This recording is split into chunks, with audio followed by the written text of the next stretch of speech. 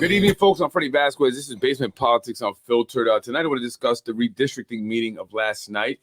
What did the Yonkers City Council members had to say, and how will that affect elections, as well as, and more importantly, the people of the city of Yonkers, right? Residents here in the city. Feliz Navidad. Feliz Navidad. Yes, thank you. Happy holidays. We're almost nearing that time of the year, right? I think that's a lot of people's favorite time. It's definitely my wife's favorite time, although we have been having a hard time lately. And so I want to discuss the redistricting, but before I get to that, I did want to talk about some other stuff really quick. I just want to get the record straight here, with certain individuals. This picture here was put up of, it was created of my wife today. And it was posted, shared by another fake page. And so I'm documenting all these different fake pages and the harassment that we have been facing for, quite some time now. This is not new. Quite some times they took a picture of her, obviously from that video, they put a penis, right? And so they're very disgusting. And so, it's sad, and individuals, like my cousin here, Vazquez, continue to harass in their way. And I know that they were part of it. So, Erwin, I just want to get that straight before I get into redistricting. I made a comment on Mike Spano's page. Mike Spano put something up in, regards to Empress, the ambulance company that has a contract, right, with Empire Strategic Planning. Empire Strategic Planning is the lobbying firm owned by the mayor's brother, Nick Spano. When you have a contract with Empire Strategic Planning, you're going to get contracts with the city. And although Empress has been, in the, it been talked about lately by other vloggers in regards to its response time and how they've been taking too long to pick people up in emergencies, because their concerns is facility to facility transfers where they make their money, not people who are overdosing, homeless individuals, people who may not have the best insurance. And so I've talked about that, and I guess, people don't like that, including my cousin. So they sent him to make a comment, right? And so I said, Empress has a contract with Empire Strategic Planning. Is this quid quo pro? Right, we've talked about quid pro pro and Mike Cater and his whole, alleged quid pro pro investigation that's still ongoing. I mean, how much taxpayer money has been spent on this bogus investigation? Yeah, it's very foul. And so my cousin, Vinny Spano's best friend, he was his best man at his wedding, and, responded to me, not sure why. He goes, Empire Strategic Planning brings in the big boys and girls that have the capital to invest and stay invested in our city. Although they were not the only ones, there were others, other developers and investors that wanted to come to Yonkers. Unfortunately, it's not easy to do business here if you're not paying to play. You got to get a contract with Empire Strategic Planning, it seems. So he goes, the city benefits from having a company with so much influence and knowledge of how government legislates and their interactive role it plays with commerce to benefit both businesses and communities, right? The city is growing and operating like a well-lubricated machine that continues to create growth and opportunities for all within our city. But how? And what growth? And so I've tried to say things to, my cousin when he's made these off the wall comments, particularly about our schools.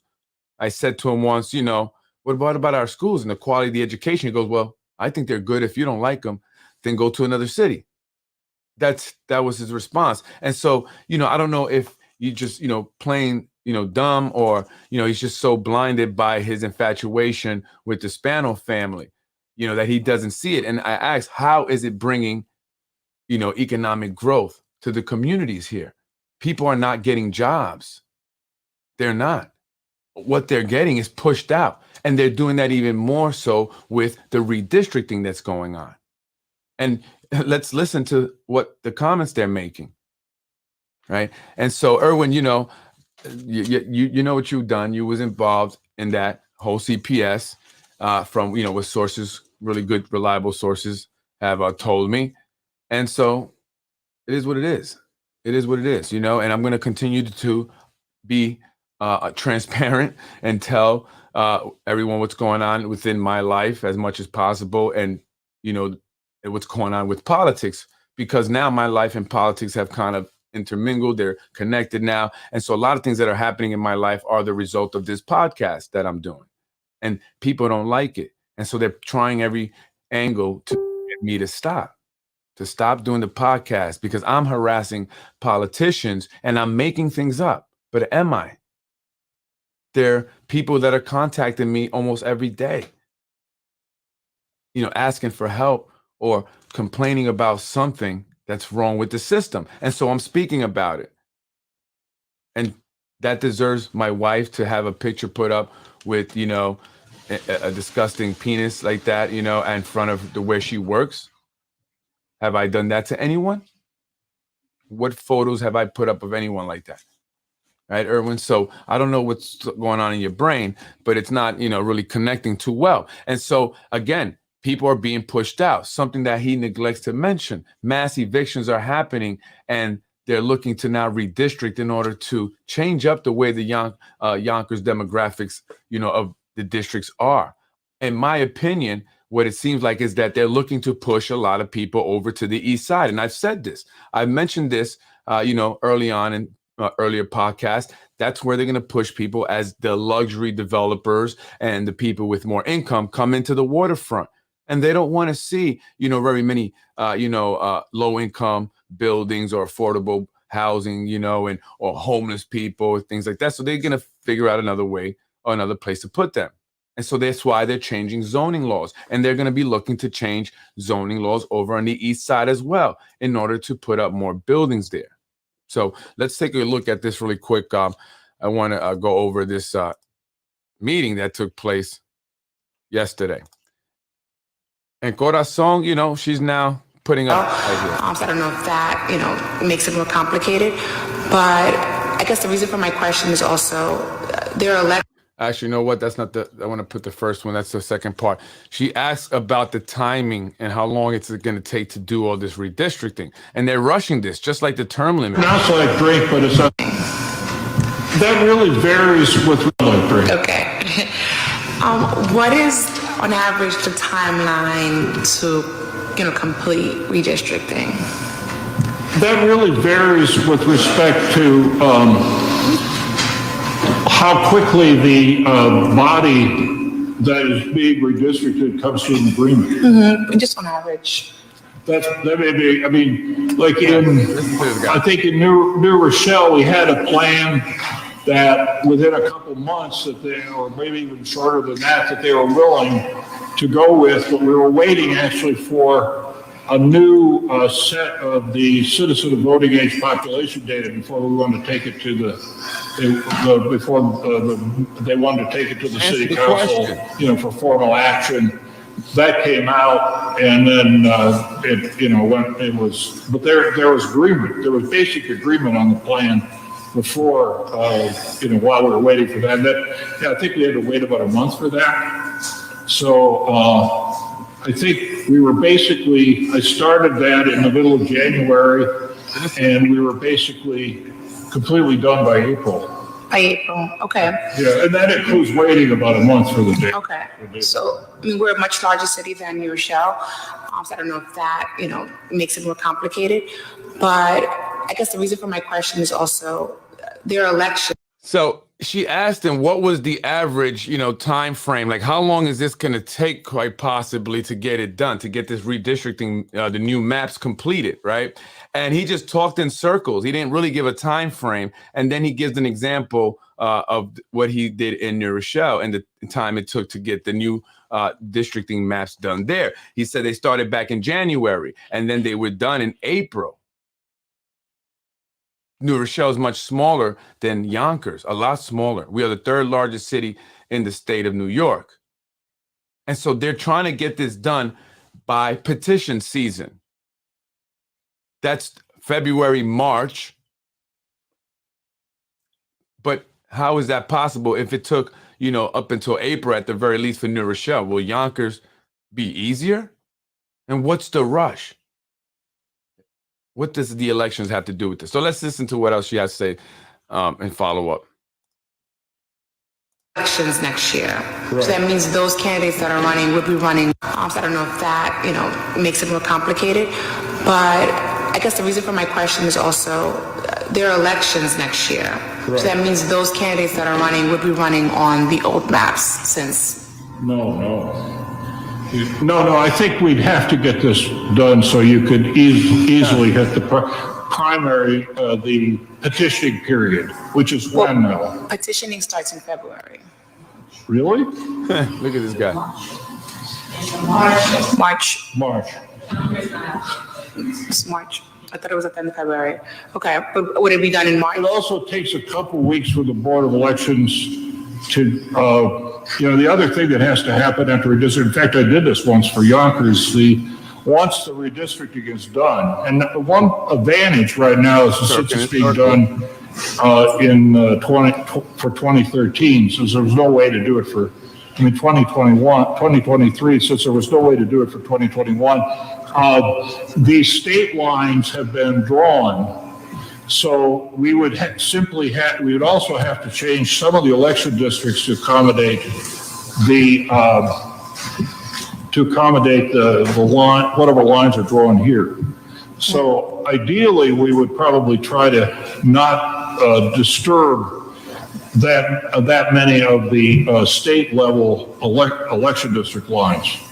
Okay. So that again goes back to my question. If petition starts in March, those are the collecting signatures for specific districts. How would that work? What lines are they using in March? Well, they should be using, the election will be on the new line. So, the election should and would be on the new lines. I now see why there's a kind of a, what should you say, a concern about getting it done right away. So he says, I can see why there's a concern with getting it done right away. So he's had these discussions with some folks before about needing to have this done. This guy is a consultant. He is one of the 3 consultants that were, supposed to be presenting to the city council. Somehow they selected one couldn't do it. Then there was 2. They selected that one of the 2. He was one of the 2. That person at the last minute dropped out, and now he's here presenting, and he's, he got the job. He's going to get it, right? So, so now he's talking to them about the timing and stuff and when he thinks it's going to be done. And he understands now why, there's this rush on getting it done, because they want to make sure that, when they go out to get their petitions, their signatures for the petitions, that it's on the new district map. Otherwise, the petitions would not be valid if they got them before they redistrict, right? So if they get the petition, the signatures, and then they redistrict, that they're not valid. You can challenge them and they all are going to be invalid. And so they don't want to have to deal with that. So they want to put a rush to this, and they're looking to redistrict these districts in their favor. And I want you to hear what Tasha Diaz, the majority leader, specifically says. It kind of blew my mind a little bit. Let me finish here. So the election is in a primary would be in June. Right. So they will collect signatures in March based on the old maps. Hopefully not. Hopefully based on the new map. So you think it could be completed from January to March, a plan? I think it can be. Okay. But we better get cracking. And then if it's not, then what does that trigger? How does that work if it's not completed? I actually don't know. I think you'd have to talk to the lawyers about that. But I think we have to try to get the new lines, because there's been. No, I agree with you that we have to. I'm just trying to think of the scenarios if it's not, so that we know what what we're up against. I think it's important for us to know. You'd be, sorry, Adam Moss from Harris Beach, special counsel to corporate. Adam Moss from Harris Beach, Special Corporation Counsel. Essentially, you'd be using.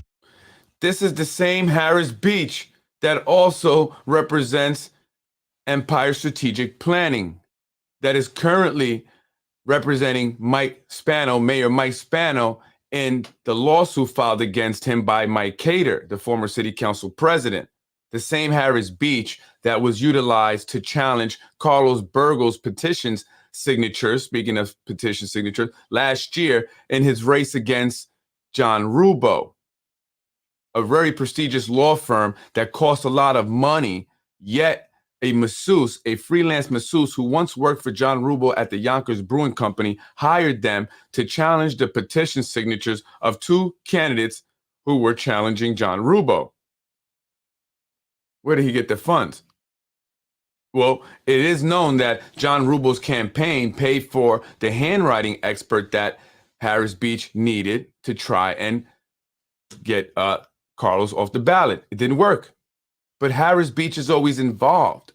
This law firm is always involved. And we're talking about quid quo pro and Mike Cater. But what about Harris Beach and quid quo pro with John Rubo, the mayor, and others? All right. So this is crazy. So I just wanted to point that out as Harris Beach, again, in the mix of the redistricting here in the city of Yonkers.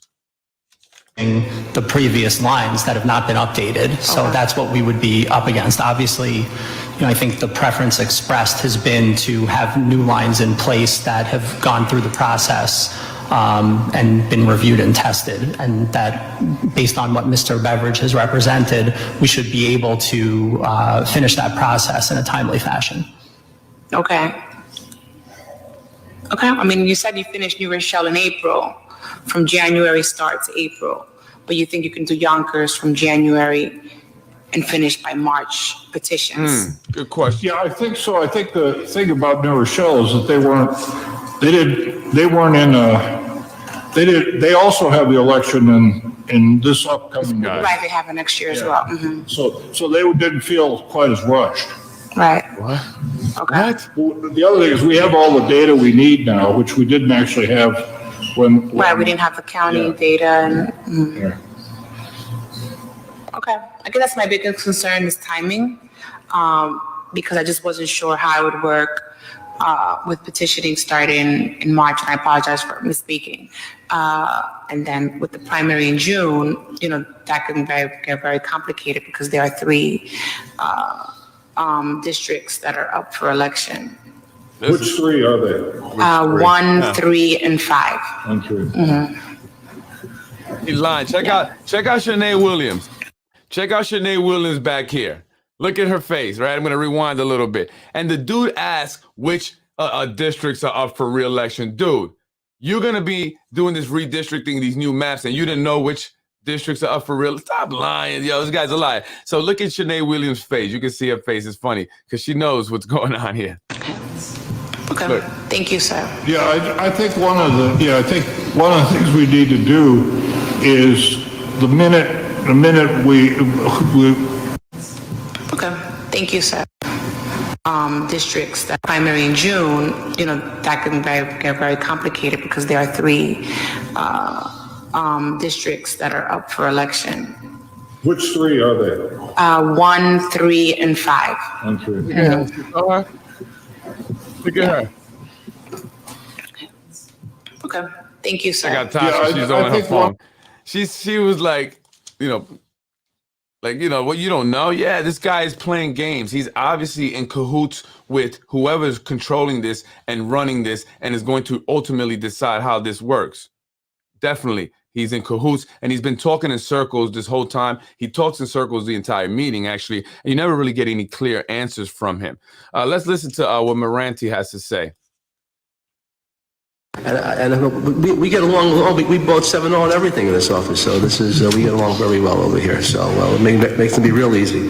I'm curious. I was how did the process? Okay, I guess we're assuming that today we're going to be trying to approve a contract today, is that our deal? Are we just listening in on? That's what I want to know about today, is what's our process for today? Because obviously this is the first time I'm hearing it. I don't know if there was any documents that were put out prior to today for Mr. Beveridge. Can you clarify that for me, Council President? So his presentation was sent, I believe, earlier today that he discussed while sitting here. So That's what I'm saying. So we have a printed copy. I got here just a little while ago, so I don't have any presentation in front of me. Okay, we'll make sure that someone puts one on your Okay, desk. so I don't know what time it was put out, but I don't have that. So that's what I'm trying to say, and that is that because it seems like we're looking to make some kind of just listening today, which I appreciate. Now, Moranti kind of mentioned something I think that's important there. He asked, "What are we doing today?"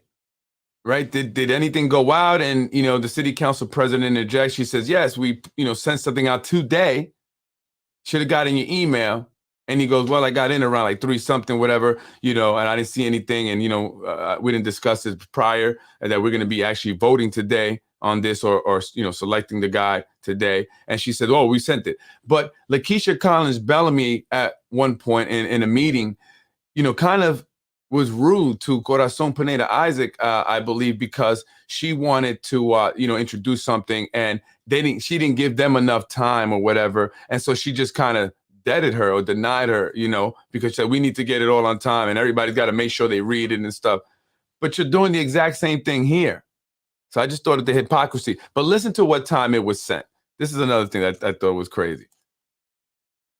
I do understand also that does the city council redistricting, is it affected by any other local district, like the assembly districts are being settled? And at this point, does that have any bearing on our redistricting? It only insofar as there's election districts now that were created or have been created, I'm pretty sure, not yet, but I'm pretty sure they have to create election districts. I mean, election districts have to have a unique ballot. So if you move like somebody around and they're in a different district, then they have to get, different, like a legislative district, they have to have their election district changed. So the extent to which there's, I think, around 200 election districts in Yonkers. Give or take. So the extent to which we could try not to disturb too many of the current assemblies, the current districts. So the assembly's redrawing. The assembly may redraw again, right? Adam, we'll know that in a couple of weeks. To make it quicker. Months, considering we're in the holiday time, the time, because again, from soup to nuts, we're talking roughly, 2 months, considering we're in the holiday time right now, unless we start getting going next week to find out where we're going to go. This is my concern that, rushing this through. And it seems to me that whether it's the last week of February, the first week of March, I think that's the beginning of the petition season. We have to be approved by then. We're confirming that's going to be done, has to be done by the end of February. I think that's right. All right, well, Hopefully sooner.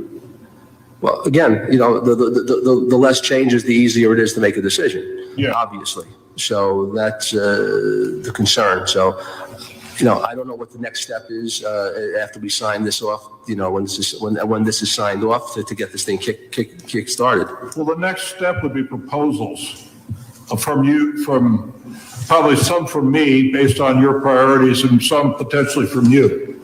You meaning the city council. Okay.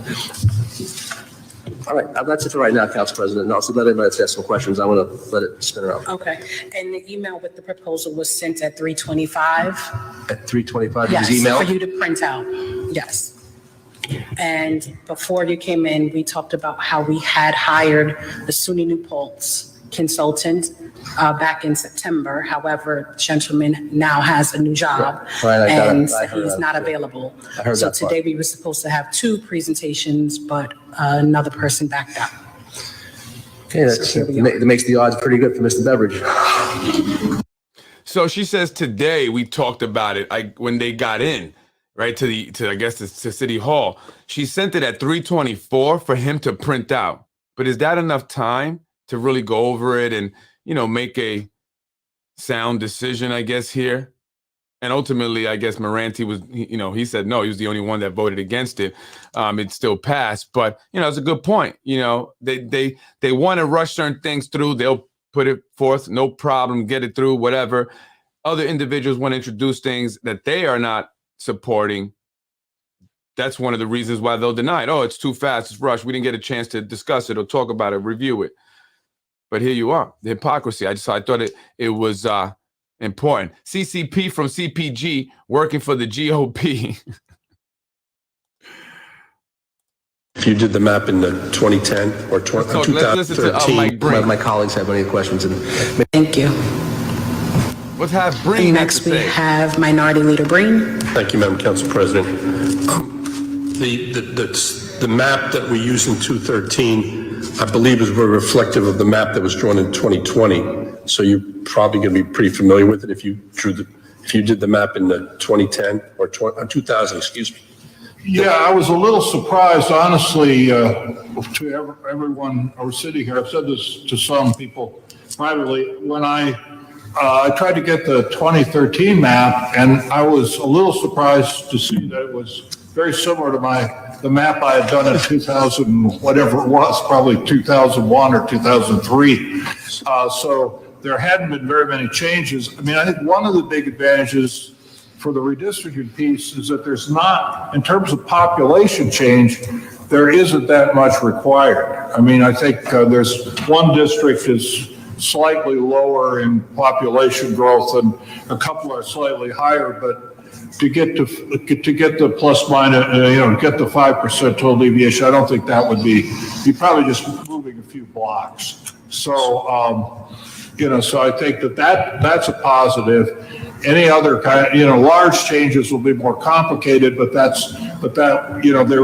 even that wouldn't be that hard. If the EDs are not drawn by March or something, Mr. Mossbaus, if the EDs are not drawn by March or something, people would go out with signatures for the old election districts. The signatures are just to put candidates on the ballot. They should or could still be valid for the purpose of putting candidates on the ballot? Or would it be strictly held that you have to wait for the new lines?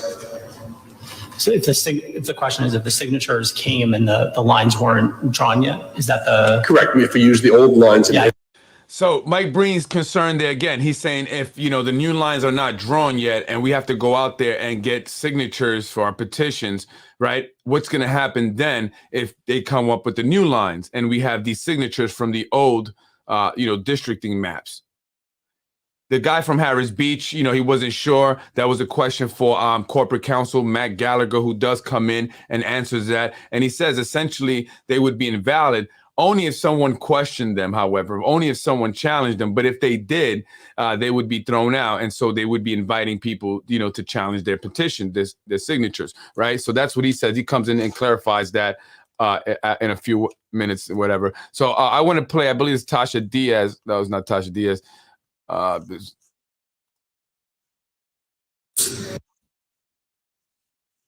Oops, sorry.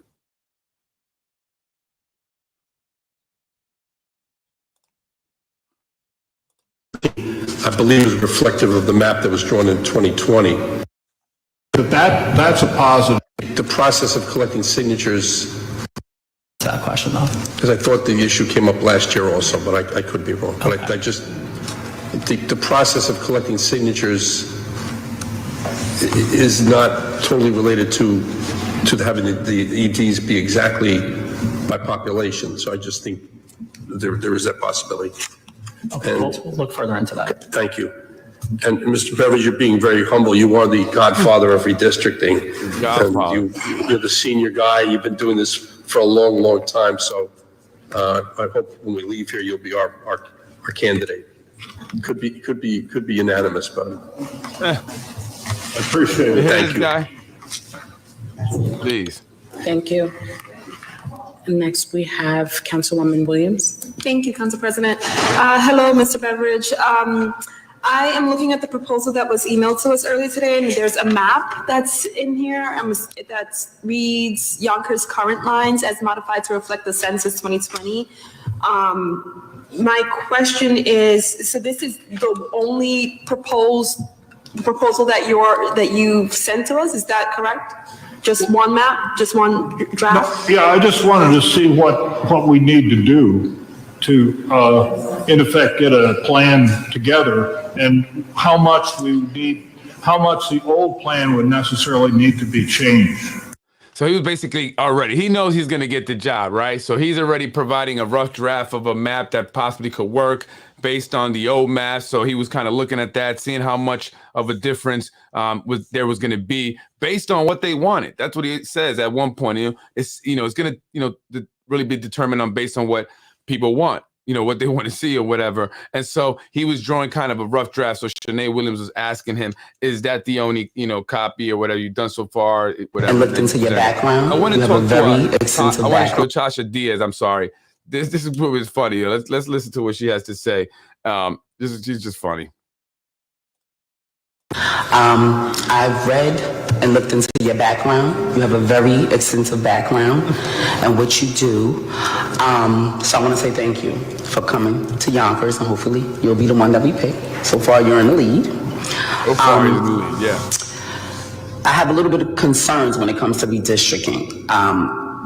Looking at how it was redistricted before, there was a lot of concerns that I seen that I want to make sure we address. So when we redistrict, we can address those concerns.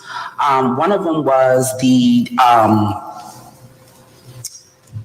districts, that there was a district that was underpopulated. If each district is supposed to have about 35,000, there was a district that was underpopulated. So we want to make sure that population is equally throughout the 6 districts. So that's one of my concerns. Yeah, that's one of the. We got to make sure that the districts are equally populated. But how is that really possible, right? She's saying some of the districts, or she noticed one of the districts was underpopulated. But how do you really control that if some districts have buildings in them, right? Tall buildings. Look at District 1. They're building a bunch of luxury developments there. I'm sure that's going to increase, and it already has, the population in that district, District 1. So how are you going to make it even? I mean, are you going to say, okay, guys, wait, we have too many people here, so, you guys got to move over to District 3, and you guys got to move it. I don't understand that. It's very strange. But I don't know. That's Tasha Diaz. But she's trying to get to a point. There's a reason why she's saying that. And although it may sound silly, there's an agenda, and I'll go over that in a second.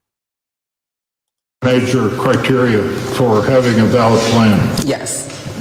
Another concern of mine is the equal ratio to buildings and houses.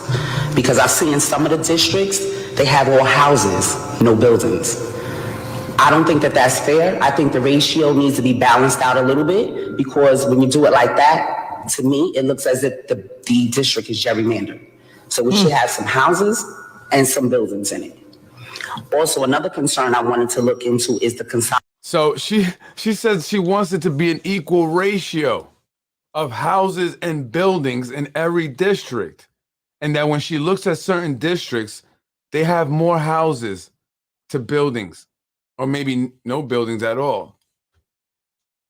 But I mean, that's what certain communities are, right? Certain neighborhoods are residential homes, single family residential homes, and people move there and buy a home there because, they want to get away from an urban setting, or city-like setting and a bunch of crowds, or big crowds and a lot of traffic. They want less noise. That's why they moved there. Why do they have to be, equal ratio? We don't have any enough buildings here. We got to put more buildings there. But there's an agenda with this. They're looking, in my opinion, to move buildings over to the east side.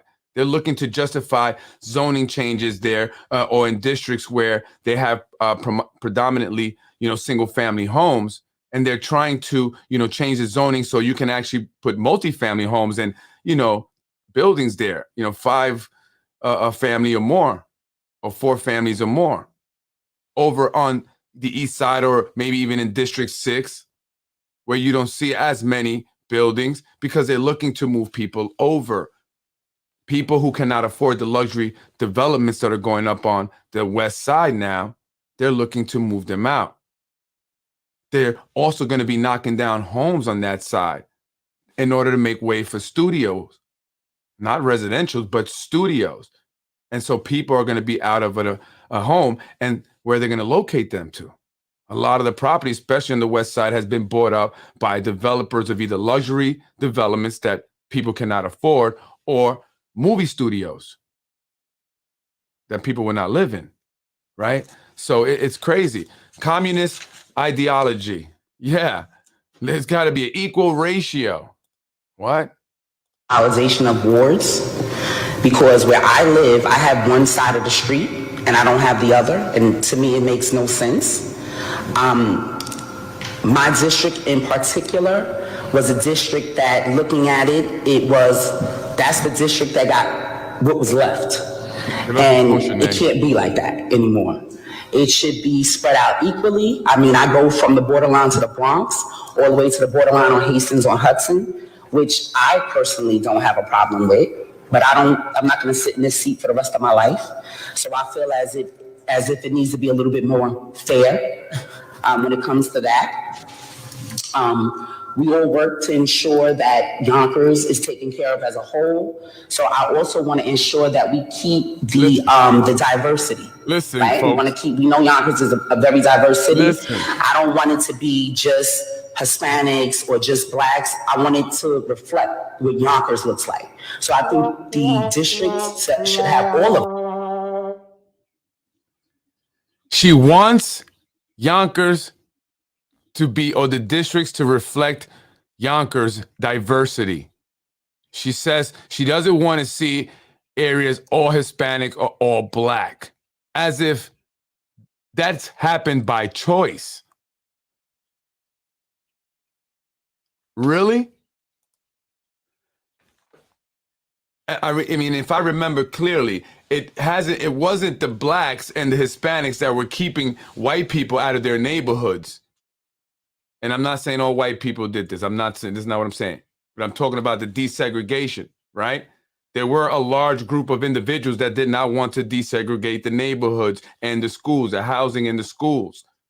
It wasn't the Blacks and the Hispanics that wanted this desegregation, or that wanted segregation, I should say. I'm sorry, not these, that wanted segregation, that wanted to be segregated. So why would you say that?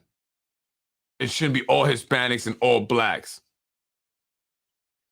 I mean, I don't think the Blacks and Hispanics are saying we don't want anyone else in our neighborhoods. I mean, let's be honest. Most people are trying to get out of the neighborhoods that predominantly Blacks and Hispanics live in currently here in the city of Yonkers. No one's keeping people out. People are trying to get out. That's crazy. That's crazy. She's shot. She's full of shit. Yeah, a lot of shit. She's worried about fair as she sells out the giant corporations. Yeah, you're worried about housing and seeing more buildings in certain districts, yet you did not pass the housing ordinance. You failed to override the mayor's veto. You did exactly what the mayor wanted. Because again, from the mouth of Zahi Jarris, Tasha Diaz's handler, the mayor spoke with the city council just before they went into that vote that night. And what did he say to them? Why was he there? Why did he speak to them? They are supposed to be the check and balance, represent the people. When the mayor wants to move forward with something and it's not in the best interest of the people, they are supposed to assure that they rectify that, they address that. But she didn't do that. She completely flip-flopped on that housing ordinance vote.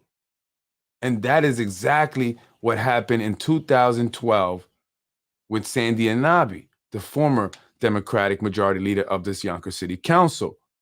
Exactly the same thing. She was rewarded with the majority leader title. And now she's pushing their agenda. Again, folks on the east side, you should be concerned. This is the administration's agenda. They're wanting to change your neighborhoods over there because they want to push people over there. And not that I'm saying that, we don't want those people. It's not about that. It's just about, changing the neighborhood for their benefit and then impacting others. Anyone can move anywhere they want, but they should not be forced to move places. That's what I'm saying. And that's what's happening because they are pushing people out. People are getting evicted, pushed out of their apartments, being bought out by individuals who are raising the rents. So they have to move. And this is happening a lot, yet none of our city councilors speaking about this. No one. It's predominantly Black people that are being affected by it, yet our majority Black city council is not mentioning any of this. They're actually helping this happen. They're creating this problem every time they meet and vote. They're creating this problem. They work for the developers. And that is not false information, Mr. Erwin Vazquez. That is a fact. A fact. And you sit there and act like, I'm creating lies or making false information that say nothing about the lies and the false information they create about your cousin. Unbelievable. Keep the diversity. Yes, she takes orders from Spano crime family. By the way, I'm not the one that calls people criminals. Everyone does. Right? Everyone says crime family. Spano crime family to keep the new developments 90% rich Manhattanites. That's right. Brooklynites, Manhattanites that are wealthy coming into Yonkers. And then they're demanding that those rentals go co-op. FYI. They're saying, why are they rentals?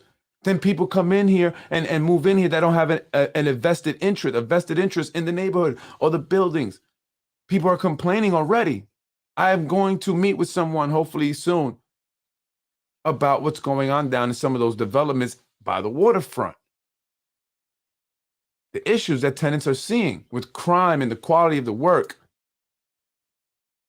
It's crazy, and people being evicted left and right, people moving in and out. And so people are saying the ones that are moving from Manhattan, they're not from Yonkers, that they need to go co-op, which will make it more difficult for people, for just anyone to move in there, because now you have to purchase them. And so that's eventually what I think they will do in order to keep certain people out. They're building those luxury rentals ultimately for the movie studio people, folks, not for the average person here in the city of Yonkers. She's from public housing and she doesn't think you are. Yeah. Like, who do you think you are, Tasha? What, you forgot where you're from?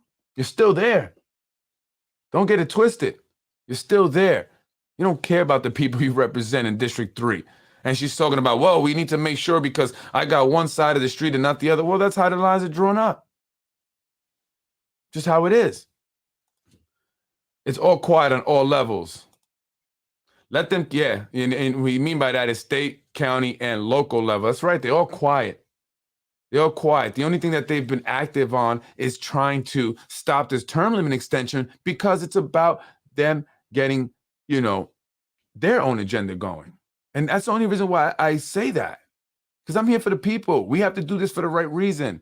In life, if you do it for the wrong reason, it's not going to be successful. That's just what I've learned, right?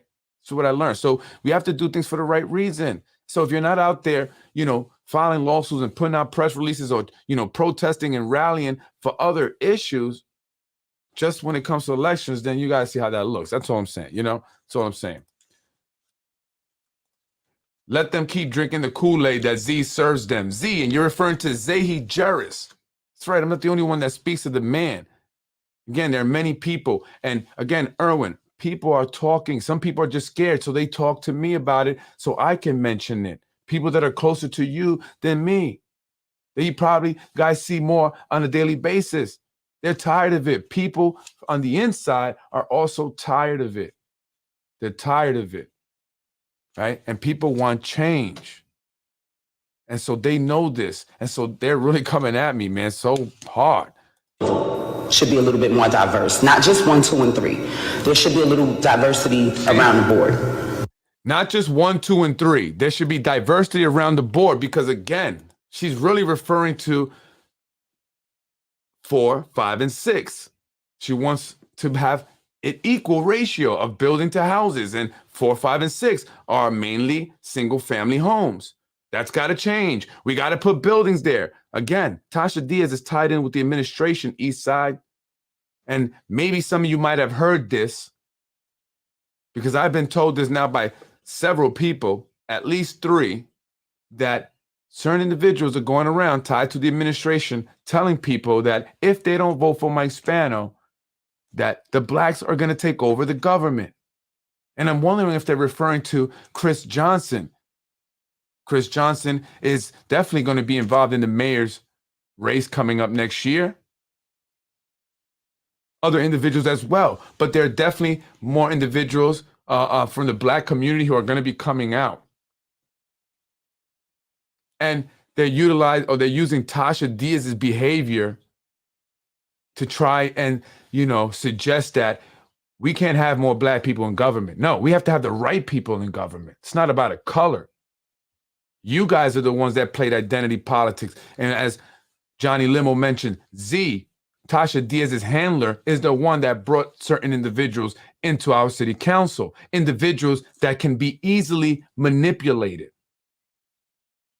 Whether they lack the understanding or the capability to be able to process the information, or they are in need, usually financial need, and he can change that for them. And so they go in there and they do what they're told. Bottom line. And the black community really needs to see what's happening here.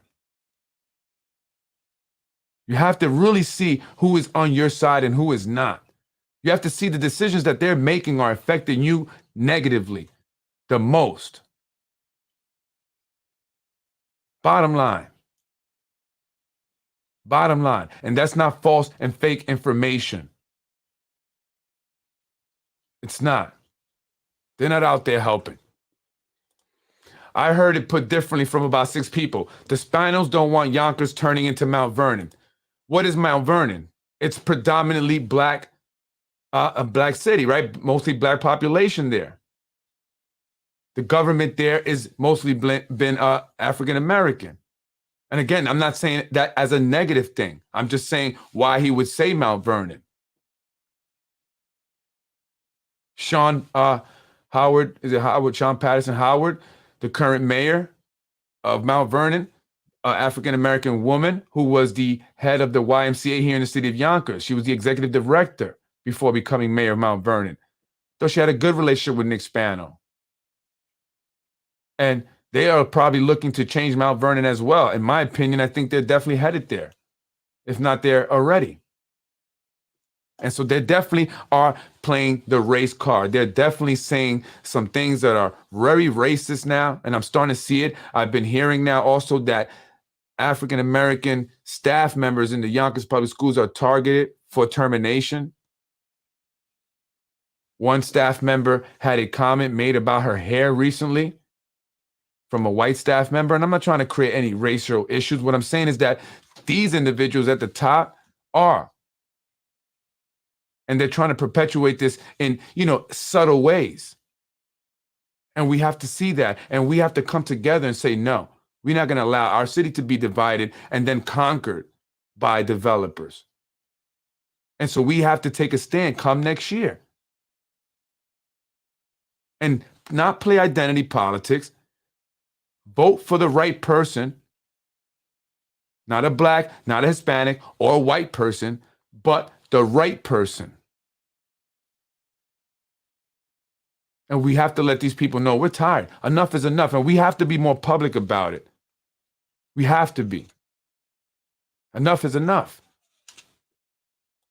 And those are just some of the asks that I asked when you look to redistrict, because I want it to be fair. She wants it to be fair. Yeah, I think to the extent to which we can deal with this, given the actual geography, I'm thinking more of your housing versus people question. I kind of agree with you. Of course you do. You're on her side. I think what you're getting at is the districts 1, 2, and 3. Aside from the fact that your district it does some certain amount of looping. Yeah. The thing about 1, 2, and 3 is I think the population 1, 2, and 3, and probably some of the other the population on the edge of probably 6 and 4 could easily be, there could definitely be some reshuffling there. What? Right, because I believe, looking at my notes, District 1 is about at 38,000. I think, yeah, she's around 38,000. Another thing about the redistricting too is also about voting, right? If they kind of wrap the district lines around, certain areas, that were maybe in District 3, 2, or 1, and now can be in District, 4, 5, or 6 somehow, especially 6, because 6 is, closer to, I think 1 maybe, or 3, I'm not sure. Well, it's more toward the west side than 5 and 4. They can add voters who they feel might be, might favor them, right? Especially Democrats. James Nolan, not too long ago, was complaining about the redistricting that was about to take place and how they were looking to weaken the Republican Party in his district, weakening them by including areas that are more Democratic, right? By wrapping that district within more, in the sections of Yonkers that are most likely voting Democrat or have Democratic voters. And so he was concerned about that. And so why would they do that, right? Again, the Democratic Party controls politics here in Yonkers. They're also the Republican Party, really. They were former Republicans, not a Democratic, but they control it. And they understand, the numbers there. And so they want to be able to control or have more control in 4, 5, and 6. Currently, 5 has a Republican and 6 has a Republican representative in the council. And so I'm sure they'd like to get Atasha Diaz in 5 and 4 on 5 and 6. They already got Atasha Diaz in 4. It's a white version. They were best friends at one point, They were at Serrato Park handing out food when they killed the housing ordinance. There's another district that was underpopulated. So I feel as if we can do a little shift to make it just equal all around the board. I think that that would be something that would be good for Yonkers. No, I completely. First off, it's required, but secondly, that's absolutely true. That needing the population To look into, keep our city out of court. Yeah. So those are just a couple of my asks that I have for you to look into. And hopefully you'll be our pick. Because like I said, your extensive background and then you coming from Yonkers is another plus. We always like to take care of our own. Really? So thank you, City Council President. That's all I have for today. Yeah. So, that's Tasha Diaz there, obviously showing the fact that there's an agenda, right? There's obviously something going on there. Tasha Diaz, Mike Breen, Lakeisha Collins Bellamy, they're part of that agenda. The map that we use. That's absolutely something. Hopefully you'll be our pick. Do a little shift. I wanted to play Moranti. Moranti kind of has a response for that, for what Tasha Diaz had said. I don't know where I put that video at, but he kind of makes. He says, it's funny.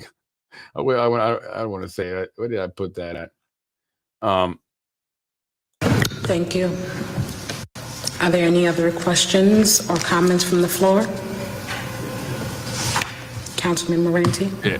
I just wanted to, because it seems that you might have had a conversation with someone already. As far as what the councilwoman said there, as far as You said it sounds like you might have had a conversation with somebody already. putting everything together, doesn't everything though have to go by what you said by the big 3 over there? The 5% deviation must be continuous and reasonably compact. Is that the 3? I don't know if that's the right word for the 3. Yeah, those are 3 of the main criteria. Criterias. And that should be applied to all the districts. What's applying those to 1, 2, and 3 will probably make them more compact and less, less likely. The east side of town is basically single-family homes, except a few apartment buildings on Central Avenue. So that's going to be kind of difficult to try, even though, like this, in my current district, apartment buildings, I have, Ridge Hill growing, they're going to exponentially, they're going to be having 4 buildings there in a couple of years. So, as far as having that, but continuous, it's going to be very difficult to match that up, to have buildings and houses. No, I think that's right. The problem, you have to follow, like the rules are, is exactly as you put it. They have to contiguous, compact, and population equality. Those are really the fundamental rules of redistricting. And so to the extent to which you could have a mix of housing, I would agree with that, but redistricting is always a trade-off.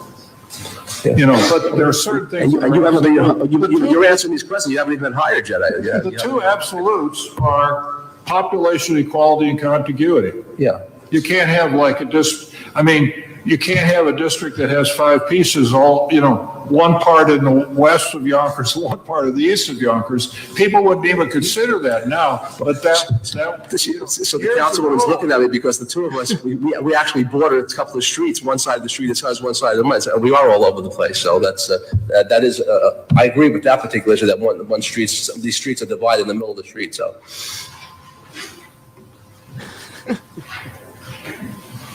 That's it. Are there any other questions or comments from the floor? So again, Moranti's saying, you know, how can you really do that and make it equal? And, you know, what Tasha Diaz was saying, you know, and, you know, the east side is predominantly single family homes, you know, his district, very few buildings. He spoke about Ridge Hill. They are adding more residential buildings there to, you know, the Ridge Hill condominiums or whatever they are there. I think they're putting like 2 more there. But again, you can't just, you know, wrap lines around, for example, District 5, and then bring it somehow to the west side or, you know, closer to where there are more apartments, right? It's obviously going to be weird to do that. And that's what he's saying.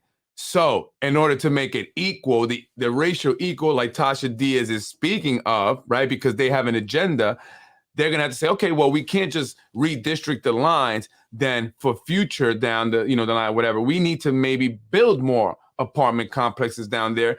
And also they're going to need it when more people start to leave the west side, as more of these studios start to actually go up and other developments start to go up, right? So that's what they're preparing for. Zoning changes on the east side, bringing more apartment buildings there, right? Changing up the areas that are, you know, been historically Republican, that are still kind of left, you know, like 5 and 6 are still hanging on. I don't know what's up with you Republican guys. What are you going to be doing this next year? I know Moranti's going to be running. That's for sure. That's for sure. But any other interested parties? I mean, interested people on the Republican Party that will be running quite possibly? Will there be a primary if Moranti runs? Is Joe Pinion running? I've heard that, you know, being tossed around there. Joe Pinion would be a good candidate. What do you think? GOP and everybody here in the city of Yonkers. Some folks on the city council suffer from the Dunning-Kruger effect. The smarter you feel, the dumber you are. You know, and these are not even their own original thoughts. It's just that they're trying to get out what they were told to say in a way, and they say it in their way, right? Which kind of doesn't make, you know, weird and doesn't always make sense. Like, you know, but I understand what she's trying to do. I know what Mike Breen is concerned with when it comes to the signatures and the petitions, right? And again, Lakeisha Collins Bellamy, they're all on the same team. They're all colluding at this point. Obviously, Corazon Pineda has stepped away. She's looking to possibly run for mayor. I mean, honestly, aside from Mike Spano and Mike Cater, she's the only real name that I've been hearing, you know, real contender, quote unquote, that I've heard that's going to actually be entering the race. How will she do? And what do you folks think about it? Will you vote for Corazon Pineda Isaac? Latinos, let's not play this, Hispanics, let's not play this identity politics thing, because we have to remember Corazon Pineda Isaac, you know, was a part of the club. She was a part of the team. And for me, if you had opportunities to speak out and you didn't, then I don't want to put you in that position, right? Because you've shown that you're not going to fight for the people all the time.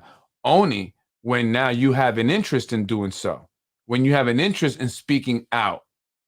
And yes, I appreciate it, and you're doing a good job, and you're making some good points, but what's the reason behind it, right? And so once you get into that position, if you were to be voted in as mayor, will you still have, you know, that same desire and passion to represent the people? Or will you say, well, now I'm here, I'm Gucci, I'm going to do my thing, right? And or who will be attached to you and who will be behind you whispering in your ear, as the city council president you see there said about Vinny Spano?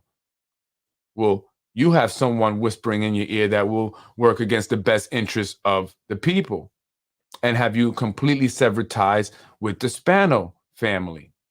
And so these are things that, I just couldn't feel comfortable. I would have to, decide on or factor in, and it wouldn't make me feel comfortable voting for Corazon Pineda Isaac to be mayor. It just wouldn't, right? And it's not because she's a woman. It's not because, right? Let's not make it about any of that. It's about the right person. We're not voting for a woman here. We're not voting for a white, black, brown, yellow, green, or whatever person. We're voting for the right person. The right person who truly will be that person that will go in there and make things right. Bring the economic, prosperity that we so long for. And although they're selling these developments as that, that economic prosperity, it's really not. It's really not. It's false, right? It's a facade, smoke and mirrors. It's a mirage. And so we need someone who's going to come in and really do that, really clean things up. A mess has been made and it needs to be fixed. And so we have to really, really take this next year's election super serious, guys. Absolutely do. All council members will be DOA in regards to running for mayor's seat. Just look at the way they all voted since they've been elected. Nothing good in the favor of the people. 1,000%. That's exactly right. And that's what I'm saying. Many of them had opportunities time and time again to do the right thing, and they did not. They did not. They could have spoken out. They knew, all of them knew that this term limit thing was going to come up. They knew that they were going to be voting on term limit extension. 1,000%. They knew about this. Some of them talked about it even, unless they were asked about it, then they didn't know nothing about it, right? But they knew it was coming up and they didn't say anything, so like Moranti, who's opposing it now, and Corazon, who also opposed it. But you guys should have spoken up, should have said something. You should have, and you didn't. And that's what's going to be for me. Like, yes, we all have to come out and vote in November 2023. Absolutely. And June, the primaries, there's going to be primaries in June. So we got to come out and vote then.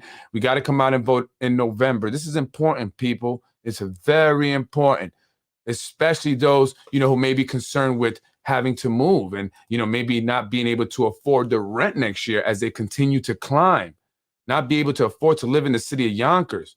So it's important that you come out, or the fact that there maybe not be enough housing, affordable housing, right? So you have to come out and vote. We need someone also that's going to go in there and put education truly at the forefront, truly at the forefront of their, priorities, of their concerns, of things that they want to get accomplished. Because again, education is key to the economic development and progress of any community. It truly is. And our kids are in much need. They are, and we're letting them down. And it's not fair that certain individuals who have the economic means can put their kids in private school, and others who have the connections can put their kids in the few schools that, people think are, some of the best, at least, that the Yonkers Public School has to offer. And it's obvious when you go there and you see all the, who's who of the city of Yonkers, they're dropping their kids off, right? They get put there. And that's not fair to the other families and the other students. And so we need to make our schools all equally as good, right, as the next one. And we need to consider, how do we want the future of our education to look here in the city of Yonkers? It's not just renovating the buildings, but we need to renovate the curriculum, renovate the entire system, right? The individuals that are, maybe in the board of trustees, and it's no jab to nobody, right? It's not, but we got to get, individuals that are truly passionate about education, man. I want to hear people talking about it all the time and really doing things. What has been done that's so amazing? It's like, wow, look what they're doing. That's great. Keep it up. Keep it up. We want to see more. What have they been doing? What has changed? Look how long it's taken to build that new school. Lionsgate them built like 3 studios already. And we still ain't got the school yet for our kids. Hopefully it'll be done for next year's next school year. So folks, that's, my thing on redistricting. Again, this redistricting thing is all, scam. I believe they're trying to really move people over to the east side, build more buildings there. They're rezoning everything. All these zoning laws are going to change. So you guys on the east side are going to get very crowded. You got the MGM Grand already coming there. They're talking about a hotel coming there. So you're going to have traffic from all over the tri-state coming into your neighborhoods essentially, and people ain't going to want to pay to park. So they'll be parking in your street. It's going to be a mess. They're going to put up more buildings to move over those to the east side who cannot afford to live in the luxury developments on the west side. And there are no more of the affordable and low income housing that are there still, the few that are there. Because again, they're not adding many more, although they like to claim they are, but they're not. The affordable housing ordinance would have been a big help. It wouldn't have solved the problem, but it would have been a big help. And Tasha Diaz, your constituents really needed affordable housing ordinance to be passed, and you let them down. But you're concerned about the equal ratio of buildings and houses, and you don't want any district to be all Hispanic or all Black. No problem. Let's make sure we don't do that, all right? White people, come on. You could come into the all Black and all Hispanic neighborhoods. We're not going to keep you out anymore. You know, come on in. we're unbelievable. Where does the CCP from CPG expect to go in her political career when voters realize that she was once puppeted by Albany GOP scam artists? She doesn't care about politics, really. Her goal was never politics. She wants to be a judge. She said at the meeting when she, went off on people that she's not going to be a judge in January, although it's her dream. And no one said January. We said at some point you will definitely become a judge. You may finish out your term, but you will not do a second term. You will become judge. That's what you're looking for. But even now, I'm starting to wonder if she will be given the position because it's so hot now, and when she does get it, it's going to be like, see, we knew that's where you were going to go. Right? You didn't go for another term. You didn't go for a re-election. You went to the city court judge, just like other individuals who were put there by certain individuals. And I've spoken about that. So I don't know if that's going to happen right away, now, especially she made it hot. You should have never even mentioned it when you went off on people and stuff. And again, I never called you a Black puppet, Lakeisha Collins Bellamy. What I said is that they look at you like they're little Black puppet. And the decisions that you're making when you're voting, you're doing their bidding. That's just in my humble opinion and in that humble opinion of a lot of people. So, I never said you are a little Black puppet, Lakeisha. I never said that. I never said that. And they like to twist things. Just like my cousin Erwin twisted this thing about a whore. I never called anyone a whore. Her last name was Whore. It's a city council meeting. There was a woman. Her last name was Whore. I didn't call her a whore. That was her last name. So they try to paint me like this bad person by creating lies. So, and then he goes, the city is growing and operating like a well-lubricated machine that continues to create growth and opportunities for all within our city. Stop blowing up bridges you're standing on and get yourself a quote to strategize for success. So he's saying, get myself a quote from Empire Strategic Planning. That's what he see. So this guy plays game, right? You're completely dismissing the fact that my family's been attacked for a very long time now by these nasty news blogs, like the Yonkers Newswire, right? That Frankie Jarris and Brian Harrod control, and never made no mention to that. Never said, that's messed up, Fred. Never tried to say, hey, listen, man, something's got to, let's bring people to the table. No. Just make stupid comments like this, interject into my Facebook. I don't know why. And then his wife went on to make a comment. Ada, I'm going to just, address you here before I get off. Ada, again. I'm going to address you before I get off this podcast, because I want to make sure I clear it. I'd be very clear. Okay. Because I didn't want to go back and forth with you on the, on Facebook. It's stupid to me. I don't want to do that. Right. And obviously, to me, when people gotta, go out of the way to respond and all that, if it's not true, then don't worry about it. Right. If it's not true, don't worry about it. As they say, let it fly or something. If it don't apply, let it fly. Right. That's what they say. Then let it fly, Ada. Let it fly. Okay. Because if it ain't true, let it fly. But it is. And that's why you have to comment. That's what triggers the reaction, because it's true, right? And she goes on, she says, and Anita, I don't even know her. I don't really know her, right? I don't have had a relationship with my cousin like that, right? He's a second cousin. I've had more relationship with his brother. I know him. We talked more. But, you work for the Yonkers City Clerk's office. Your husband works for the city. You guys have gone to hookup. You're part of the friends and family network. Where am I lying about that?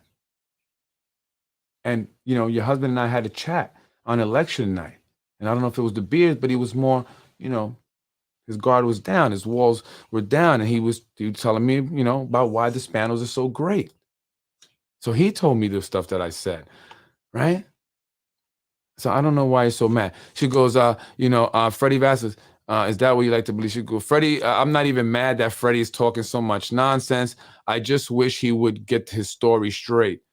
No one was ever down and out to need a job handed to them. Maybe that's what people are whispering in your ear, but definitely not true. Can't believe everything you hear. Your husband told me this. Not talking politics, but then you want to throw people's families around. No. Just because we shared this last name doesn't make us family. Yeah, you don't even have the last name. It's only through marriage, right? So what do you mean? And you're right, we're not. And I learned that a long time ago. You know, blood does not make you family. You calling my husband Erwin Spano. I didn't call him Erwin Spano. People that you guys hang out with call him Erwin Spano. And I was just repeating that.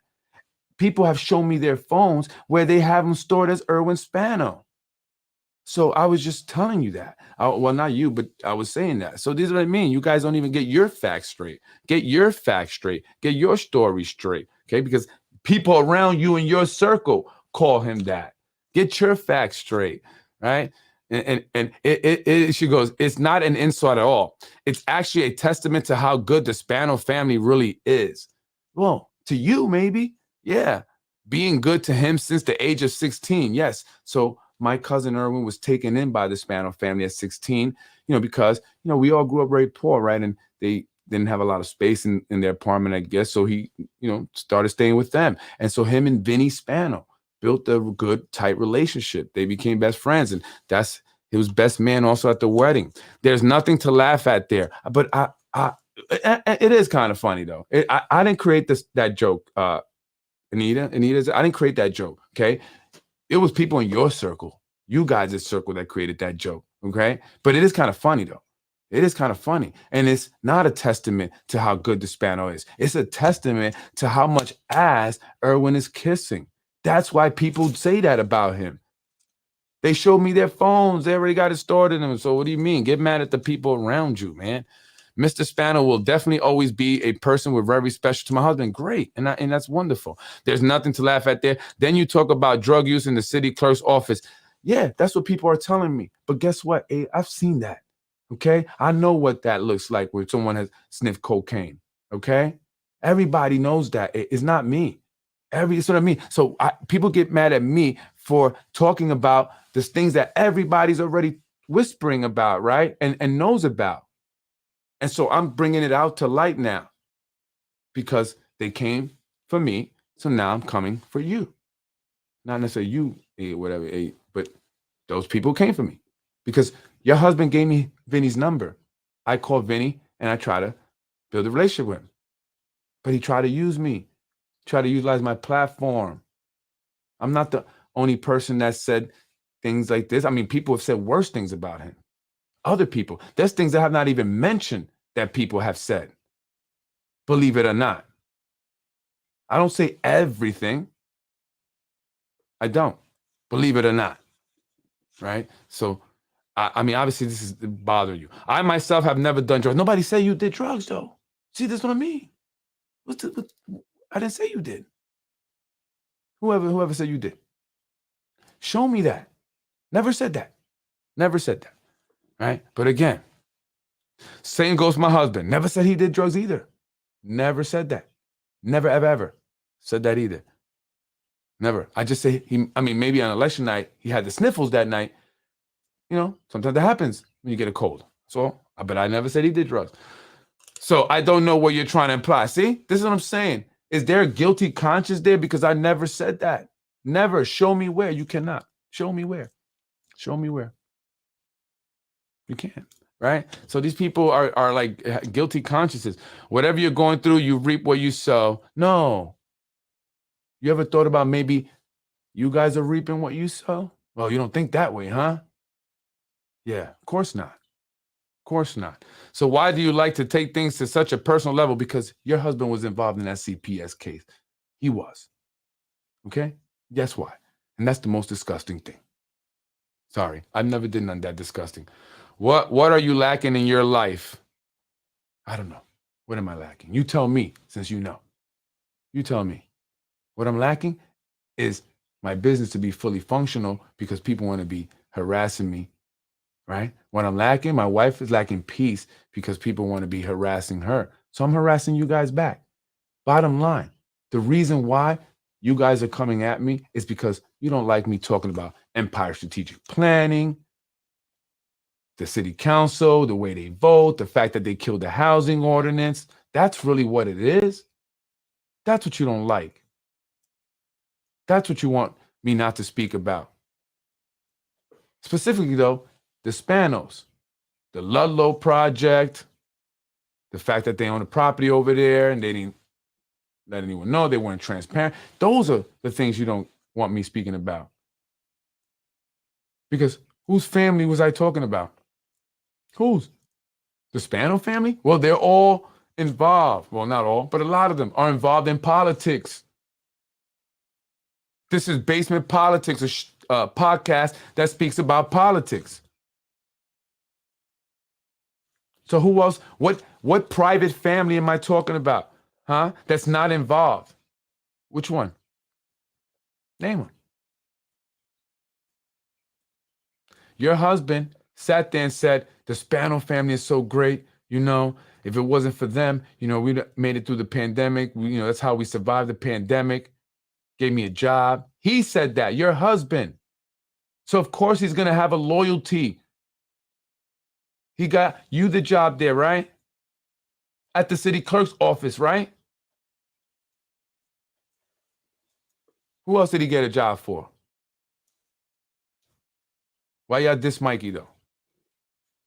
Why y'all ain't help out Mikey? Right? So I said to her, I just repeated what your husband told me. How great the Spanos are. And then she goes on to say, if you like to, and I told her, I said, your husband was involved in that CPS nastiness. And why did that happen? Because I started talking about the term limit extension. That's when it went down. I started telling people to be against it. We should not be having this. The city council was going to be passing this term legislation and we needed to come out and rally against it. And I've been against it ever since. And me on this podcast, along with others, is creating a lot of noise that they don't like, they don't want, they don't need. That's what it's about. Because if it was about some things that are not true, some lies and some fake stories that I'm telling, then why do you care? Why do you care? Why have they gone to such great lengths to try and destroy me? Why have they done such disgusting things to try and destroy me? If it's all lies, shut it down. Don't even listen. But you know it's true. People tell me. They tell me that people are on the inside are going crazy, wondering where am I getting this information from? Who's the source? Vinny was reprimanded for texting me the way he did. Jamie was reprimanded for emailing me, especially the second time when they told her not to.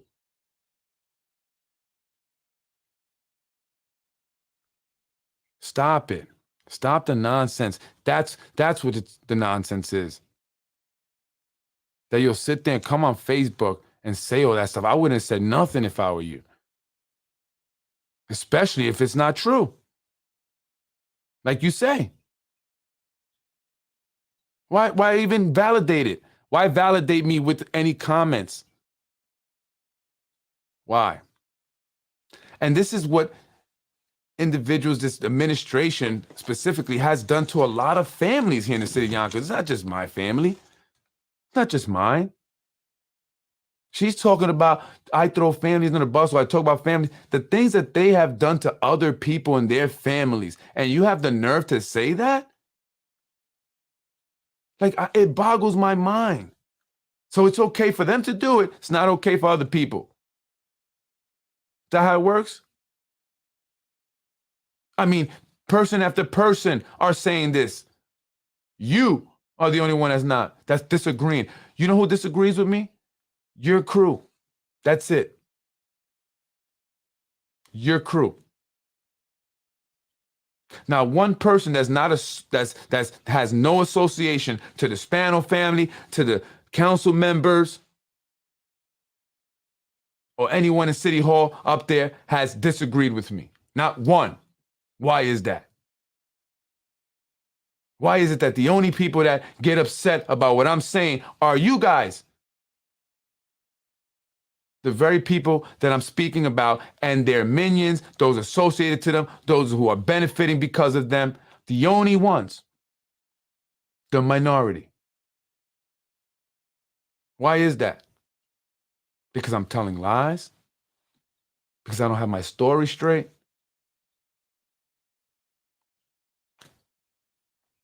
Your husband said some stuff at that meeting, the second meeting for the term limit extension, that just blew my mind. Just the way that the fact that he would even say that. Like, total sellout. Doesn't even care about the schools here. Oh, well, move. The schools are great. Really? Schools ain't great. They need to be improved a lot. Or maybe I just went to such a nice school that I don't know. Maybe. And maybe the public school I went to was just too nice and I shouldn't expect other schools to be like that. Maybe. I don't know. Right? I don't know. But stop the nonsense. Your husband was involved in that. 1,000%. Him and Vinny are like this, right? They're best friends. Where that video came from, Erwin knows. And they're going to sit there and make a comment when I was even talking to him.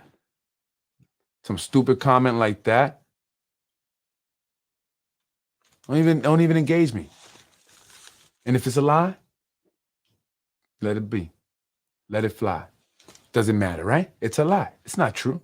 Doesn't matter. Doesn't matter, right? I don't respond to everything they say about me unless somebody sends it to me, but not really. Right? Hey, did they ever put a picture of your wife with a penis in her mouth like that? Huh? Have I ever done this to you? No. And what is it? Comment if you will. Comment if you so bold to comment on my podcast and say all this stuff. Comment why you think I deserve that, or why my wife deserves that. Comment. Why do you think she deserves that?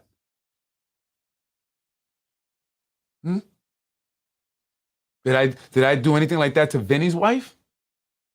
The mayor's wife? Anyone's wife? No, not at all. Who's the ones that are disgusting?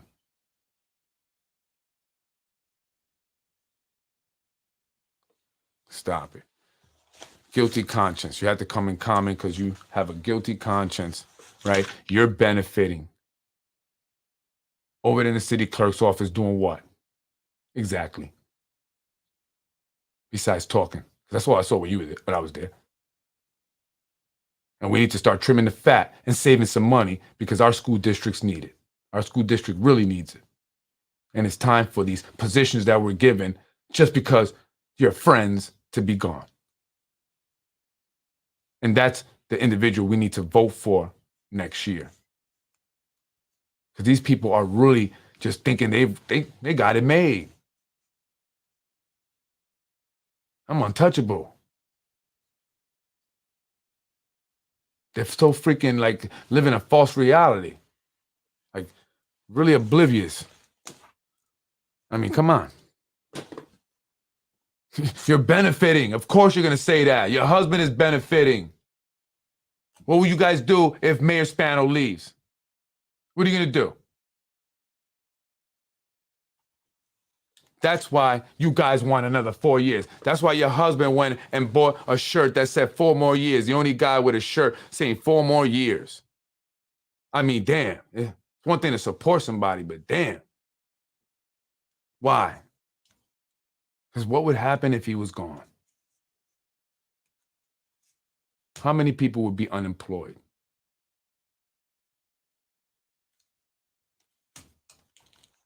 Stop it. Leisure Suit Vinny, I have to talk to my cousin. I can't help but feel like some penalty must be imposed for her having dated that half-hat for 15 years. My daughter's childhood is ruined. Let them tell you they don't fuck with families. Exactly. This is what I'm saying. This woman's delusional because she's in her little Spano bubble with her husband, Erwin Spano. Delusional. What they've done to you and other people. So it's not just me. I'm doing this for everybody that they did this to. They've been doing this way before basement politics was ever a thought. And if we don't stop them, if we don't come out and vote next year, they will continue to do it. They've done some horrible things to people. Many of you just don't know all about it. Some of you do, but many of you don't. Look at what they did to Mike Cater's wife. Why do you guys go after their wives? Why do you go after the wives? And then you do it in an anonymous way. Sucker stuff, man. Why do you go after the wives? Bunch of suckers, man. Suckers, right? And so that's they don't care. They don't have boundaries. There's no, limit to what they'll do. And so we have to take the gloves off, folks. And I still haven't done some of the disgusting things that they've done. I've never called CPS on any of them. I've never spoken negatively and nasty things about their wives. Never. Never. If I ever mention the wife, Jamie McGill Spano, she is the executive director of the YIDA. That's important. The Yonkers Industrial Development Agencies. They give out the tax breaks to the developers that are clients of Nick Spano's lobbying firm. She's a Spano. That's a conflict of interest. That's why I talk about it. Why don't you brush yourself up on politics? You work in the city clerk's office, don't you? Below the belt. Yeah, definitely below the belt. So now I don't care. And so they want me to care. And even I still haven't gone as below the belt, that nasty as they have. And stop acting like the cocaine shit ain't real. Come on. Come on. Let's be honest, yo. And that may be your business, but you're elected officials. You're running a city government. Can't be doing that while you're at the job. And if you want, I'll make a compilation for you to show you, if you like, if I'm making lies, if I'm making shit up. And I never say you. Never say you. You're not the only one in the city clerk's office, are you? Oh, frustrating people, man. The nonsense, the lies. I don't like the liars, yo, the lies. Lies, yo, the blatant lies. And for you to don't even comment. Don't even comment. You're right. We're not family. You're absolutely right. We are not family. I don't do things like that to people. I'm not involved with people that do things like that either. That's not how I get down. Trust me. That's not how I get down. And y'all looked out for yourself, but there was other people in the family that was calling Erwin and y'all ain't do nothing for him. But then you try to play him, right? Try to play him and then get him to pay. You're going to get him pay $8,000, Erwin? Really? Did Alan pay $8,000? What about Dennis? What about you? What about your wife? Y'all gonna make Mikey do that, right? And then you played him because they said, "Oh, you're Freddy's cousin." No, never mind. We're not gonna do that. But they already knew that, Erwin. They already knew he was my cousin. That doesn't get done without going through the top people. They knew he was my cousin. They just wanted to do that. So then hopefully he would be pissed off at me and then Get everybody to turn against Freddy. Let's get his family to turn on him. Let's get his wife to be upset. That's why they put pictures like that of her. So she could tell him to stop. So his family could tell him to stop, because we don't want him talking about Empire Strategic Planning and the colluding and the Committee for Better Yonkers and all the developers that contribute and have funded these politicians and all the money that they've made, and the, John Rubo's A Perfect Solution credit card processing company that I hear is for bypassing campaign finance laws, allegedly. Right? That's what it's about. Because if I was just some crazy nut who had mental issues, who was on Facebook talking a bunch of lies that made no sense, you wouldn't give two shits about me. No one would. I'm Freddy Vazquez. This is Basement Politics Unfiltered. I didn't start this. I didn't start this at all. Your husband sent me his number. I called the dude. But the dude is not a good person. And anyone that's friends with him can't be too different from him. At least that's in my experience in life. I'm Freddy Vazquez, folks. Basement Politics Unfiltered. I heard they are redistricting 312 and 316 Warburn Avenue. 316 is a historically significant home of Sam Carr, who David Berkowitz targeted during Son of Sam. Quite possibly. They're redistricting everything. I haven't heard from you. Thought you were going to give me an email. Good show, Freddie. Love, peace, and soul. Thank you, Romario. I appreciate you, brother. I appreciate solid people. Real solid people, right? Not phony people. Come on here and try to play victim. You're not the victim. You're not a victim at all. You're not. And your husband knows what he did. You may not know about it, but he knows about it. And when you're talking about reaping what you sow, God don't like ugly. He don't like people messing with kids. And you folks will reap what you sow. Yeah, neither are you. Neither am I what? Come on, let's talk. Neither are you what? Neither am I what? Neither am I what? A good person? Yeah? Tell me how. Tell me how. Come on. Tell me how. Come on, let everybody know how. Come on. Come on. Tell me how I'm not a good person. Why? Why? Because I talk about the Spanos, your family. So everything I've said is a lie? Is that what you're saying? None of it is true? Tell me. None of it is true?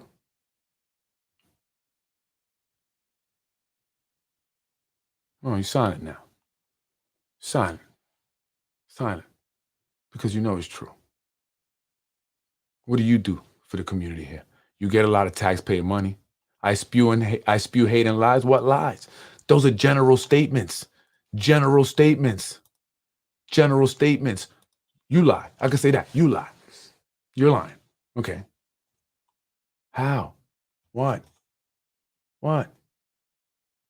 What? What am I lying about specifically? See, you can't tell me. Those who lie make general statements. Tell me, what am I lying about? Am I lying about Empire Strategic Planning? Is AMS not their client?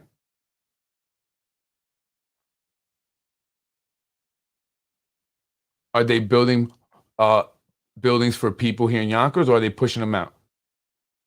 Huh? Tell me. Oh, really? I have no idea how Irwin tried to help me. How so? How so? How so? How so? Well, maybe he don't got no steam, I guess. He doesn't have steam. How so? How? No, I don't know how. You tell me. How? Because I never talked to your husband. I talked to Vinny Spano more than your husband. Your husband gave me the number. I talked to him on election night, and that was that. When I talked to your husband. Yeah, he did. But why did Vinny want to talk to me? It wasn't to help me. It wasn't to help me. Exactly. Okay.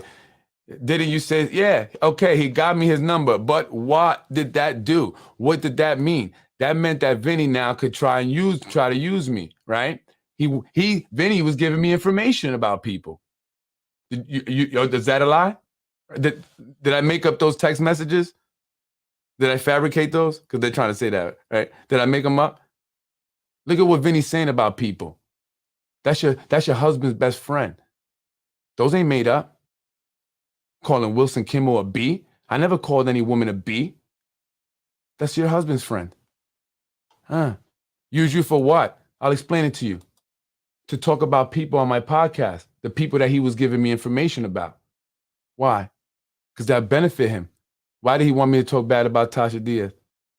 Why? Because she was telling people about him and what he was doing. So he wanted to get her back. Why he tell me about Wilson Kimball? Why he talked that stuff? He called her a B. Why? Why he called Wilson Kimball a B? That's not nice, right? Why is he doing that? That's your friend. That's you and your husband's friend. That's how he talks to women. He said the city council president position is a blowjob position and a waste of taxpayer money. Your friend said that. What does that mean? Huh? What does that mean? Your friend said that. He talked negatively about people that's supposed to be his friend. The people I talk about ain't my friend. I don't call them friends. That's the difference. You know, when you have truth on your side, it's hard for them to outspeak you. You know, their words can't do nothing because I have the truth on my side. I'm not always right. I don't always get it correct. And if I make a mistake, I'll correct myself. But I'm not creating lies. I'm not intentionally misleading people. I'm not. That's your friend. He called Wilson Kimball a B. Why? So that's not true then. I speak my own truth. I just told you that's not true. Yes, you are lying. You see this, folks? You see the delusion here? So he never called Wilson Kimball a B. I don't even repeat it. He didn't say that about the city council president position. You guys are so far up the rear end of these guys that you believe that. That's unbelievable. You're far gone. You're too far gone. I'm Freddy Vazquez. This is Basement Politics. You guys are too far gone. Too far gone. Involving people in your drama. Yeah, your husband is in the drama. He involved himself. He knows what he's talking about. He knows what he did. He knows what he did. He knows what he did. Now that's all you're going to hang your hat on. That's all you're going to hang your hat on, that I'm involving your husband. Because everything else is true. And that's true also, right? Huh? You saying I'm lying. Yeah. You just made yourself like a fool. I was your husband. I'll tell you, don't get on here. Don't talk to Freddy Vazquez. I wasn't there when you spoke to Vinny or anyone else. So then why are you saying anything? You wasn't there ever. So why are you saying anything? See what I mean? See what I'm saying? See? Still want to go do this?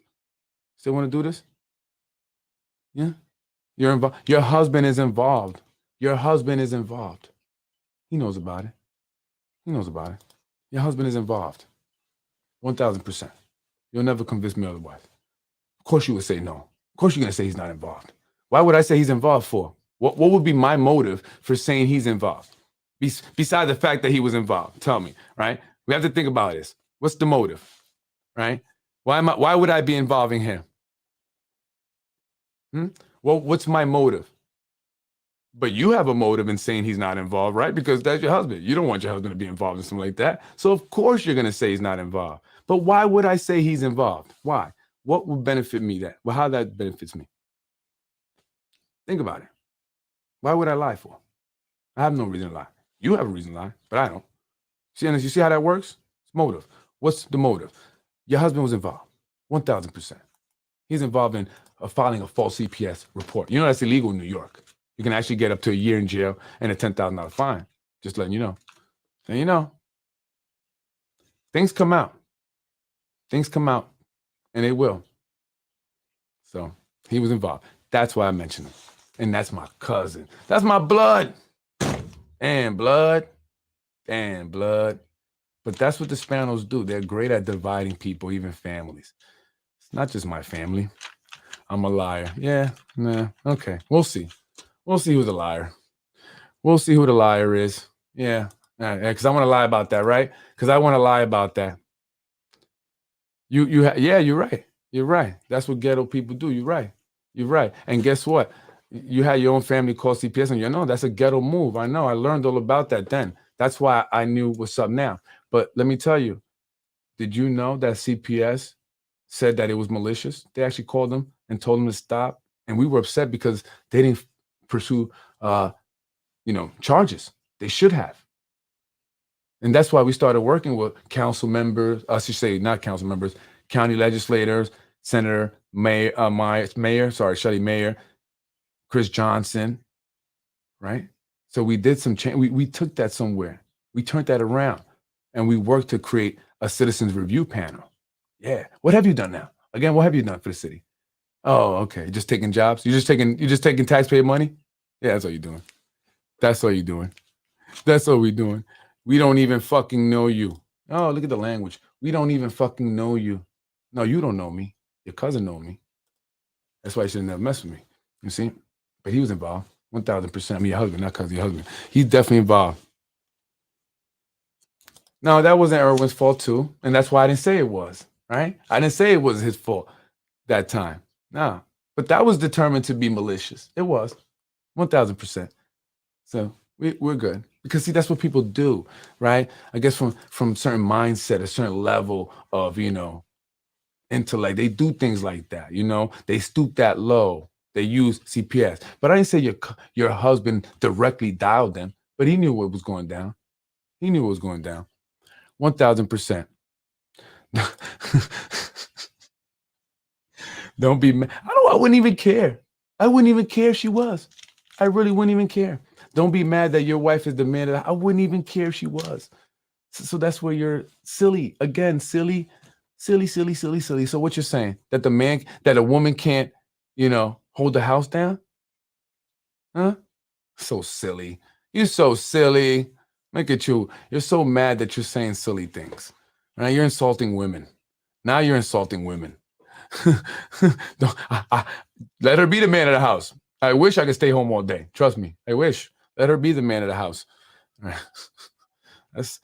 I wouldn't even care. See, this is the thing with me. This is why you guys can't get me with all the bullshit that you guys all have done, right? All the lies that you all have spread, the nasty lies that you all have spread, because you guys have taken it to real high levels of nastiness, okay? You guys, your team and your crew have accused me of having an affair with Lauren Cater. Your crew has said that I have a child with her. Your crew said that I watched child pornography and that my wife sent it to me from her work computer. Your crew said that, right? Yeah, your crew said that, okay? So calm down. Calm down, loco. You're the one that's cursing. You're the one cursing. You calm down, right? Don't use that language. You calm down. You're calling me crazy. You calm down. Have I called you any names? No, I haven't. Anything else you have to say before I get up out of here? What else? I'm very calm. Yeah, I'm sure you are. Yeah, well, why you curse then? Oh, man, yeah. I don't care what you got to say about me, because everything you and your crew says is a bunch of lies. Nonsense lies. I don't really care. But you're obviously bothered by what I say, right? It bothers you so much that you're making yourself look like a fool right now, and you don't even care. You don't even care. No, I hear that's what they call you, loco. Yeah, I know. They call crazy. They call everybody crazy that they want to make look bad. It's a pattern. It's a pattern. You guys have nothing better else to create. You have the pornography. You have the crazy and aggressiveness. What about Tasha Diaz? You don't think she's crazy? She was out there yelling at people, calling them beggars. She's not crazy? You don't think she's crazy? What about her? Have you ever seen me yelling at people like that in the city council chambers? No. I will entertain your bullshit all night. And me too. You're a very bitter person. No, you're bitter. Because if you're going to waste your time going back and forth with me over what you say are lies, then you're bitter and you're upset and you're mad. Because why would you waste your time? Why? If I'm a nobody liar, why do you waste your time? I don't get that. You made yourself look like a fool. You really did. All right. And people will see it. Obviously, you're upset and you're bothered by the truth, as usually people are when it's not so nice. And I'm sorry that that's your truth. And I'm going to go hang out my demand of the house now. Thank you, because you're blaming people for things they didn't do. Yeah, okay. If you say so. If you say so. Ugh. Folks, I'm Freddy Vazquez. This is Basement Politics Unfiltered. Thank you, Miss Vazquez, for joining me on the show. Next time, I'll send you a link. Why don't you just join me? You know, you have a camera on your phone. I mean, on your computer. You know, you can have a headphone or something. You have a mic. Join me, and we'll talk in person. You know, we'll see each other. How about that? Okay? Then we could discuss politics, and you could tell me where I'm lying. Okay, you could break it down for me. Okay, all right. How about that? That sound cool? All right. Well, I gotta get to bed. I gotta clean the house tomorrow. I gotta sweep and, mop and stuff. My wife's gotta go to work, and then I'm gonna bake some cookies too. Actually, I baked them already. I did. Pillsbury cookies. I love those. Anyway, folks, I'm ready. Sweet Dreams Loco. Yeah, Sweet Dreams Loco. Sweet Dreams Loco. Drag it. You see this, folks? You see this woman? This is a woman. Like you do drag it, like you do everything else. Yeah, okay. Whatever. Yeah. Let me ask you, would your husband right now, if you say, I have a dream of doing this, would he be able to go and make that dream happen for you? Could he do that? Or would it take the spaniel to do it for you? No, you're the victim. You're the victim. I'm not the victim. I'm the guy that does basement politics. I'm Freddy Vazquez. This is Basement Politics. That's my cousin's wife, Miss Vazquez. She's upset because I obviously am saying things that she don't like. Oh, I'm sorry. Your husband is a CPS caller. He's involved in false CPS and attacks on people's businesses and wives. Did I ever say anything about you, Ada? Did I? Huh? All I said is that you work for the city clerk. I never said you did drugs. Never said that. That's all I said. Lies? Oh, you don't work for the city clerk? That's lies? Then what you was doing up in there? That's lies. I'm out of here, folks. Anyway, folks, I'm Freddy Vazquez. This is Basement Politics, exposing them one at a time. I hope you have a good night. I really do. I appreciate you joining me. Get my facts straight. I got my facts straight. Do my homework. Okay. All right. Whatever you say. Anyway, folks, I'm Freddy Vazquez with Basement Politics Unfiltered. I will see you tomorrow, possibly. But anyway, Christmas is almost here. Have you been naughty or have you been nice, Miss Vazquez? We'll see. Santa's coming soon. Be nice. No more cursing. No more cursing. Okay. And tell Vinny Spano, don't call women bees. That's not nice. Wilson Kimball. Yo, James, you gonna let him call your wife a bee like that? James, I promise you, those texts. Listen, hey, how you speaking? Anita, whatever your name is. Listen, those text messages are very real, and it's easy to prove that they're real. It's easy to do that, okay? Easy. You can just log in and look to see, oh, shit, yeah, they were coming from Vinny Spano's phone. Easily. So, James Kavanaugh, you going to let Vinny just call your wife a bee like that, man? It's messed up, yo. It's messed up. Look. Shut the F up. Shut the F up. You have a potty mouth. You got a potty mouth for a lady. Potty mouth. Potty mouth. Potty mouth. That was my guest. Anita Vazquez, wife of Erwin Span. Works at the city clerk's office. I don't know what the husband does, but he does something for the city as well. Freddy wins. And she's still commenting. If you want to read her comments, you can go read them. I'm done with you. Have a good night, girl. Freddy, get to bed. Don't you got to get to the clerk's office tomorrow? Fatality. I am Freddy Vazquez. What time do you get into work at the clerk's office? It's already going to be 10 o'clock, girl. Get to sleep. I'm Freddy Vazquez. Basement Politics Unfiltered. Place where you get it raw, real, and honest. Where people are upset when I speak the truth. Show me conversation. Show them. Why don't I meet you there at the city clerk's office? Look, she's inviting me. I just got to make that clear.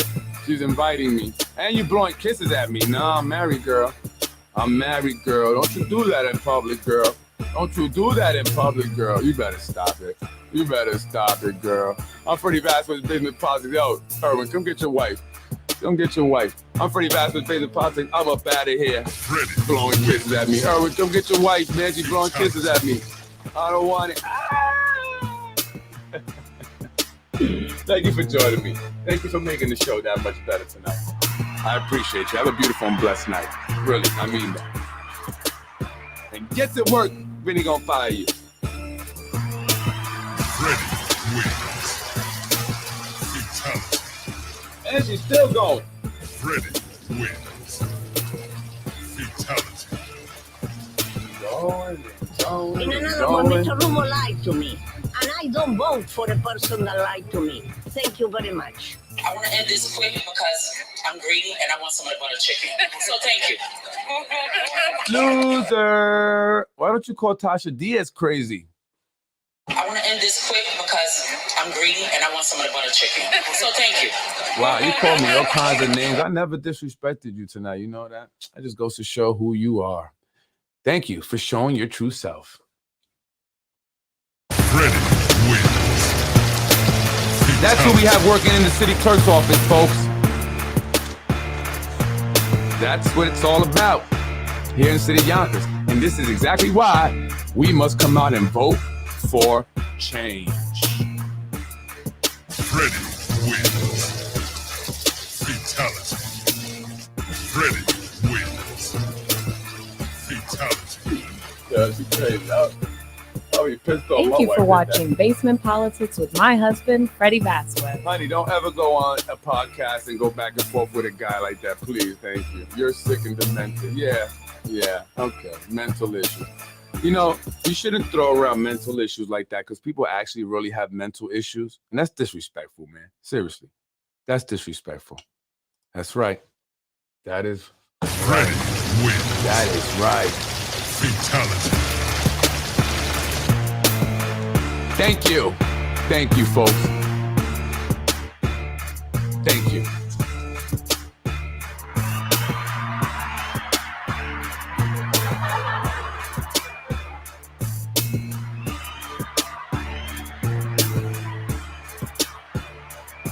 Freddy wins. Fatality.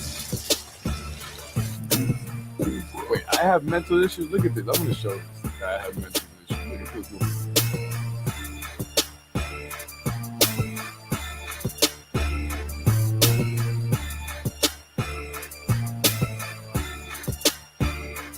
I have mental issues. Look at this. Look at these comments. Look at this. Who's loco? Who's loca? Look at all this. Look at all this. Girl went crazy. Jeez, how many comments did you do? Unbelievable. Freddy wins. Fatality. No!